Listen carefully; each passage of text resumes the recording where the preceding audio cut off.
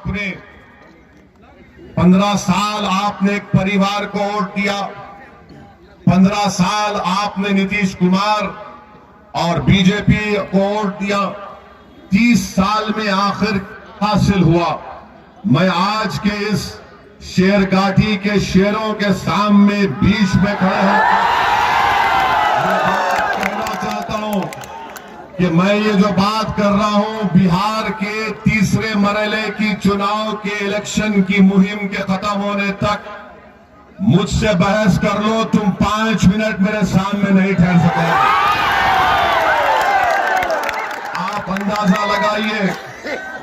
आप अंदाजा लगाइए कि इस पार्टी को, जिसको आपने लालू प्रसाद यादव साहब की फोटो देकर उनको वोट दिया, आज वो एक दुर्गा वहानी आरएसएस की एक तंजीम के जिम्मेदार को अपना कैंडिडेट बनाकर आपसे कह रहे हैं। तो मैं शेरघाटी के शेरों के दरमियान में और हमारे घर में जो बैठी हमारी शेरनियां, हमारी मां और बहनें, सवाल करता हूं और आपको ये पैगाम देने आया हूं कि हम सिर्फ वोट डालने वाले नहीं हैं। हमारी जिंदगी का मकसद सिर्फ वोट डालना नहीं है। आज तुम्हारे दरमियान में तुम्हारा एक दीवाना, तुम्हारा एक भाई तुम्हारे सामने आकर झोली फैलाकर तुमसे अपील कर रहा है कि तुमने 30 साल आरजेडी नीतीश कुमार कांग्रेस का साथ दिया, अब एक 5 साल तुम इस दीवाने का साथ दे दो। आज हम तुमसे, आप अंदाजा लगाइए कि दुर्गा वहानी से ताल्लुक रखने वाले एक जिम्मेदार को, आरएसएस को आरजेडी ने टिकट दिया। क्यों टिकट दिया? इसलिए दिया क्योंकि आपकी कोई औकात और हैसियत आरजेडी और कांग्रेस में नहीं है।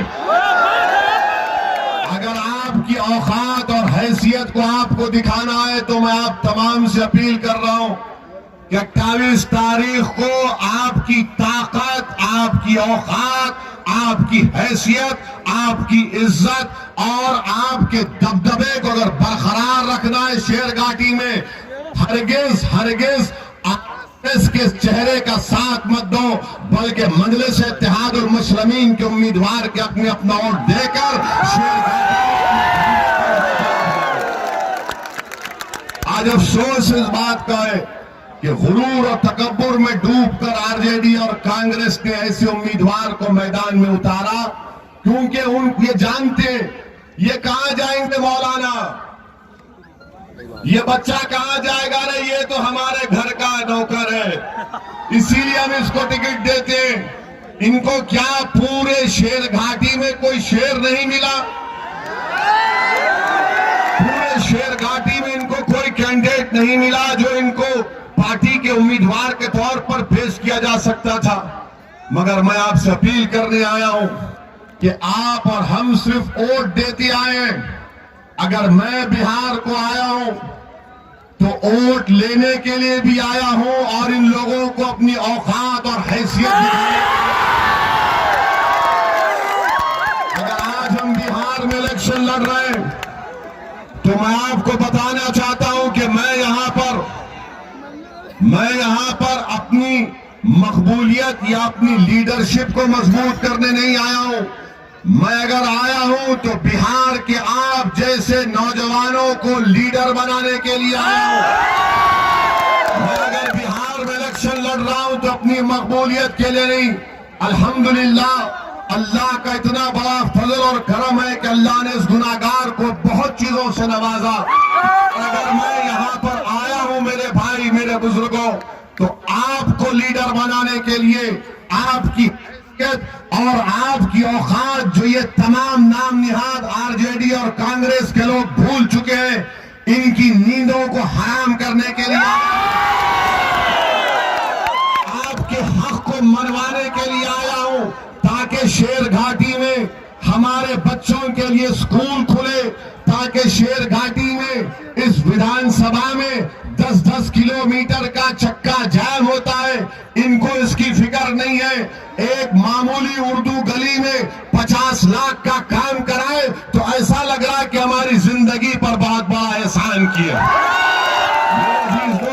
बुजुर्गों, अब वक्त आ चुका है कि ये भारत जो हमारा मुल्क है, जिसको हमारे बुजुर्गों ने अपने खून से सींचा, जिसको हमारे बुजुर्गों ने अंग्रेजों के खिलाफ अपनी जान की अजीम कुर्बानी दी, ये हमारा भारत जिसमें हमने मोहम्मद अली जिन्ना के पैगाम को ठुकराया, इसको हमारी सरजमीन माना। इस मुल्क में हमने बाबा साहब अम्बेडकर का संविधान अपने आप को दिया, और आज बाबा साहेब अम्बेडकर का संविधान हम तमाम से कहता है। बाबा साहेब अम्बेडकर ने तो संविधान बनाया, अकलियतों को, हमारे दलित भाई बहनों को, आदिवासियों को बाबा साहेब अम्बेडकर ने संविधान बनाकर उसमें आर्टिकल्स बनाए, मगर बाबा साहेब अम्बेडकर ने हमको यह भी कहा कि ये जो संविधान मैं तुमको देकर जा रहा हूं, इसको अगर हासिल करना है तो इलेक्शन लड़ो, सिर्फ वोट मत डालो बल्कि वोट लो, अपने नुमाइंदों को कामयाब करो, ताकि आप जब आपके मुकद्दर के फैसले होंगे, जब तुम्हारे मुकद्दर के फैसले होंगे, तो तुम्हारे मुकद्दर के फैसले तुम तय करोगे। कोई आरजेडी, कांग्रेस, नीतीश या मोदी बैठकर हमारे मुकद्दर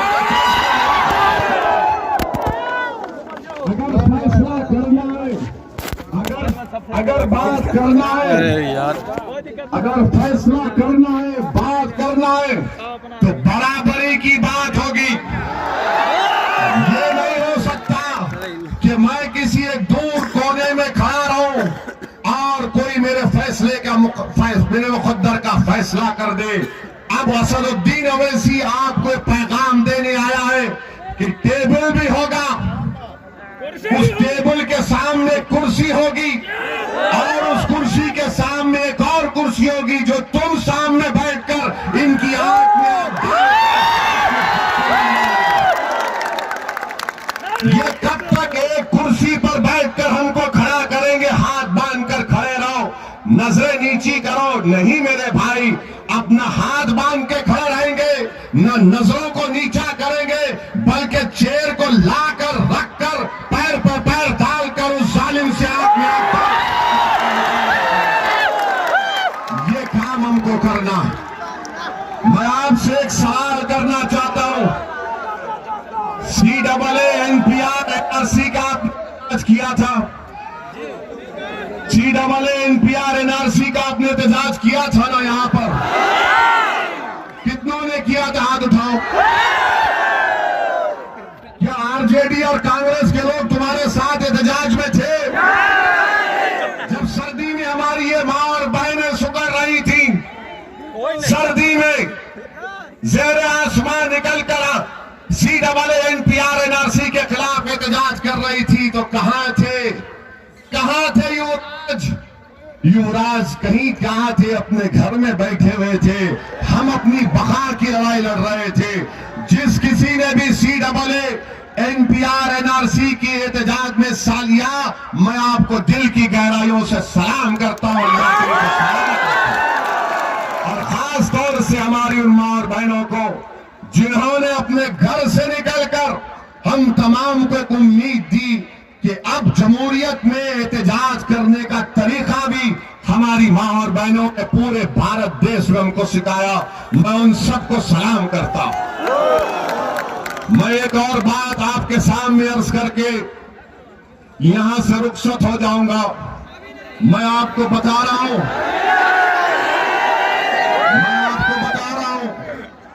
कि आज आपको डरने और घबराने की जरूरत नहीं है, हरगिज़ नहीं है। बीजेपी जिंदाबाद। सुनिए, मेरे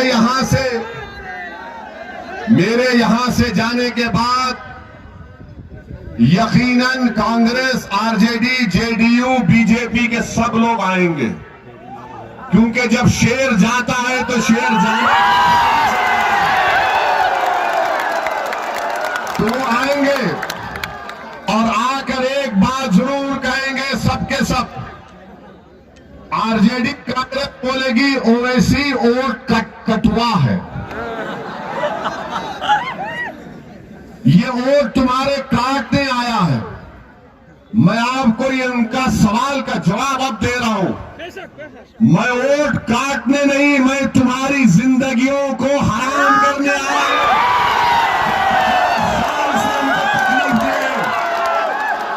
मैं वोट काटने नहीं आया हूं, मैं वोट तुम्हारा लेने आया हूं। मैं तुम्हारे दिलों को मिलाने आया हूं। मैं तुम्हारे दिलों में जो जज्बात छुपे हैं वो उसको अपनी जबान से उसकी तर्जुमानी करने की कोशिश कर रहा हूं। जो हमारी मां और बहनों की आंखों में अपनी औलाद के ख्वाब छुपे हैं, उन ख्वाबों को पूरा करने की हम कोशिश कर रहे हैं। मैं दिलों को मिलाने आया हूं और दिलों को मिलाकर रखूंगा इंशाअल्लाह ताला। और ये आरजेडी कांग्रेस से ये पूछ लेना कि पार्लियामेंट के चुनाव में 40 सीटें हैं बिहार में, 39 लोकसभा सीट पर कैसे जेडीयू बीजेपी कामयाब हो गई? क्या आपने पार्लियामेंट के चुनाव में बीजेपी को वोट दिया? नीतीश को दिया? तो फिर कैसा जीता मोदी? कैसे जीता?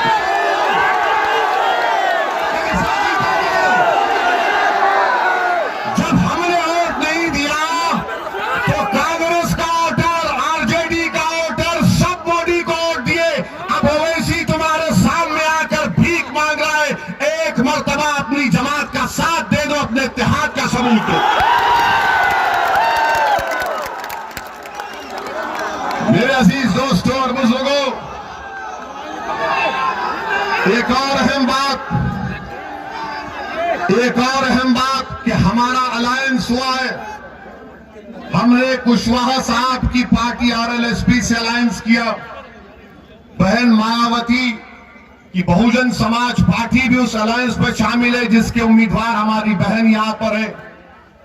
आपसे मेरी गुजारिश है कि इसमें देवेंद्र यादव साहब की भी पार्टी है, हाँ, और हमारे राजभर साहब की भी पार्टी है।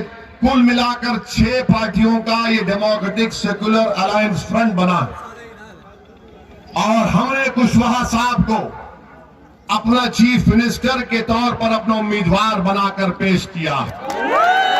मेरी आपसे गुजारिश है कि हमारी ये बहन यहां पर जो खड़ी है और जो बीएसपी के कैंडिडेट्स या जो जहां कहीं भी इस अलायंस के कैंडिडेट्स हैं, हमारी बहन जनाब रीता देवी और राघवेंद्र नारायण साहब जो बीएसपी गुरवा के कैंडिडेट हैं, आप हमारी बात उस विधानसभा के वोटर तक भी पहुंचाइए और उनको कामयाब और कामरान करिए। मैं आपको अहम बात बताना चाह रहा हूं। हाँ, मसरूर आलम तो है भाई, ये तो है ही ना। मसरूर आलम तो दूल्हे हैं, इनको दूल्हा बना दीजिए, आप कामयाब कर दीजिए इंशाअल्लाह ताला। अभी ऐनक लगाकर बड़े स्मार्ट भी लग रहे हैं मेरे अजीज दोस्तों और बुजुर्गों, ये लड़ाई जमहूरियत की लड़ाई है। और अगर हम कुशवाहा साहब को बिहार का नया मुख्यमंत्री बना देते हैं तो यकीन मानिए इंशाअल्लाह ताला बिहार में एक नया सियासी इनकलाब बर्पा होगा। नीतीश कुमार तो अब रिटायरमेंट होम जाने वाले हैं। नीतीश कुमार अब नहीं होने वाला है उनसे, अब नहीं होने वाला है नीतीश कुमार से। नीतीश कुमार आरजेडी और कांग्रेस ने, सुनिए, नीतीश कुमार आरजेडी और कांग्रेस ने 5 साल पहले गठबंधन के नाम पर आप तमाम को झूठ और धोखा देकर वोट हासिल किया कि हम बीजेपी को रोकेंगे, संघ मुक्त भारत करेंगे।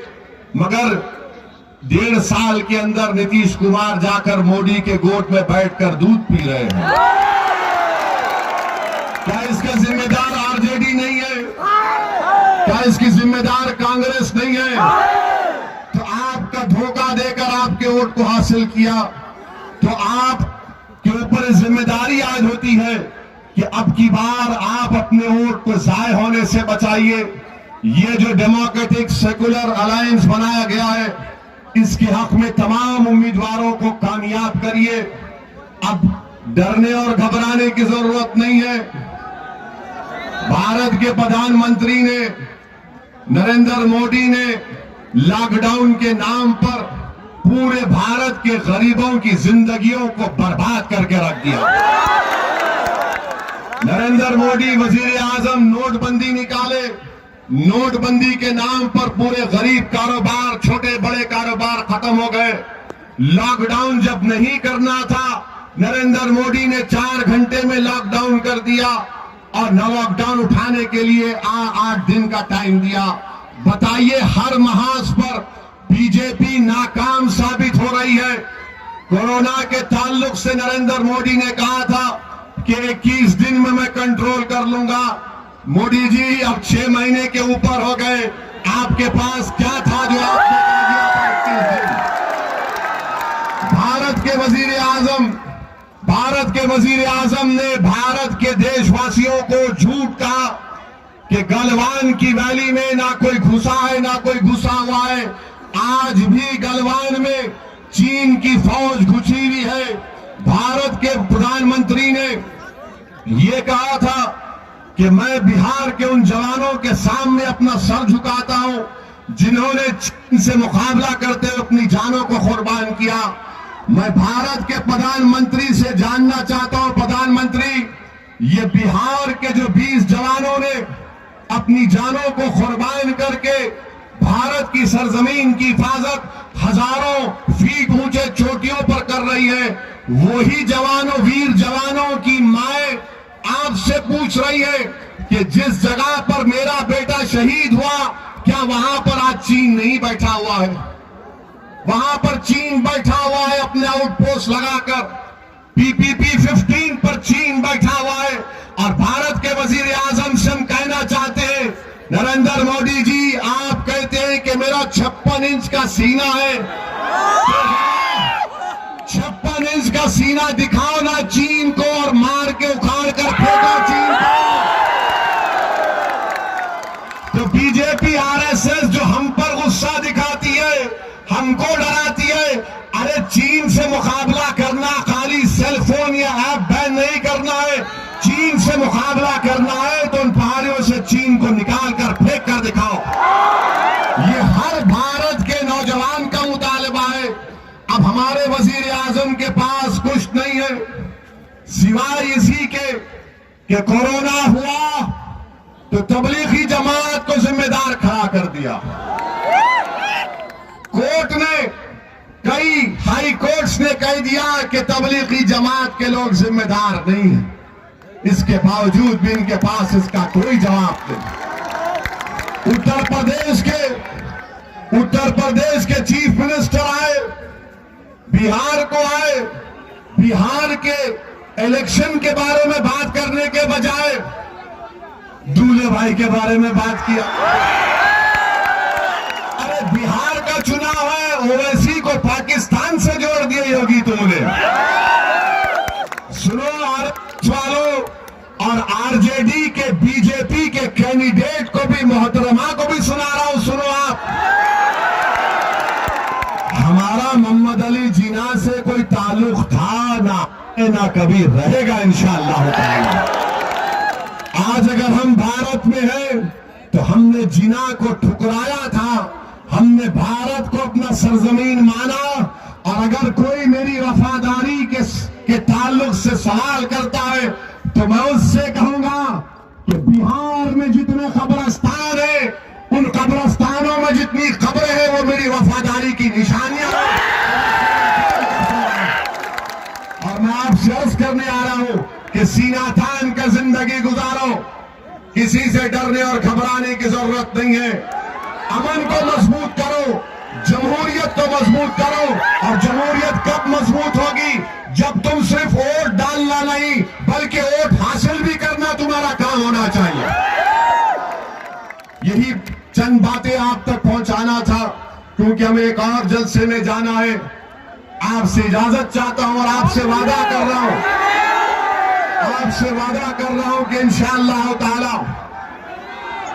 इलेक्शन के बाद, सुन लीजिए, सुना जाए, इलेक्शन के बाद मैं भी आऊंगा और अपने छोटे भाई को भी यहां पर लाऊंगा।